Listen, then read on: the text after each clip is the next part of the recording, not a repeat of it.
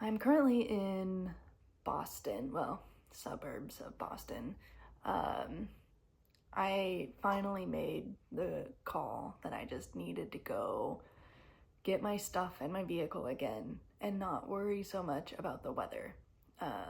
So it kind of makes me realize that I have been like stifling my own progress because I was so focused on not being cold and being in warm weather to the detriment of everything else. So a lot of things got put on hold without even me realizing that they were stuck.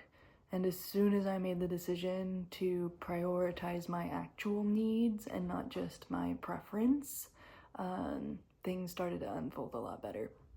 So one of the ahas recently within the last few days is realizing that even though I'm leaning towards I want a home base and an address to call home, that it doesn't have to happen immediately. I was trying to make that happen more quickly than the universe wanted me to experience, and I was hitting a bunch of roadblocks and hurdles again. So just this morning I was writing that I have a big vision of a dream life I want to live, and I have a lot of elements within that. So some of it is based on like home and environment, and some of it is based on business growth, and others are based on like creativity and just kind of the enjoyment of life in between all of that. And if I focus solely on one element until it is the dream life vision and ignore the rest of it, it can work for a time, but a lot of times it's too much intensity on that one element. Like it all kind of needs to unfold together. I can't just up level that one piece to the detriment of everything else. Like they all kind of need to ebb and flow together. And as soon as I started diversifying my focus into different elements of the life I envision in the future, things felt simpler and easier. And it just continues to remind me that when I run into hurdles, it is a time to step back and figure out, like, do I need to diversify my attention? Do I need to put that on the shelf for a little bit and come back to it later? Instead of pushing through the frustration and the stress and the anxiety and the fear, because I mean, there was a decent element of I need to find a home base because I'm afraid that I will run out of money and not be able to have a roof over my head. Like that was a legitimate fear.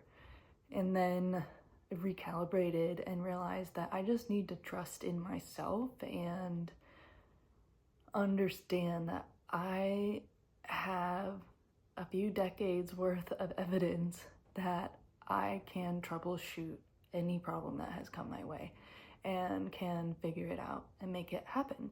So I don't need to be so fearful of that worst case scenario, because in reality, it's not here, it's not real at the moment. And if it becomes real, I have a lot of resources other than cash that I can use to solve that problem. So I backed off and solved my current need of I needed to travel more slowly and let other things unfold so that I can diversify my attention back to creative pursuits and business dreams, and let the home environment unfold a little bit more organically, without so much fear and stress and anxiety around it, and trust that if I'm coming from a much more grounded, peaceful, calm place, that a lot of that will work itself out.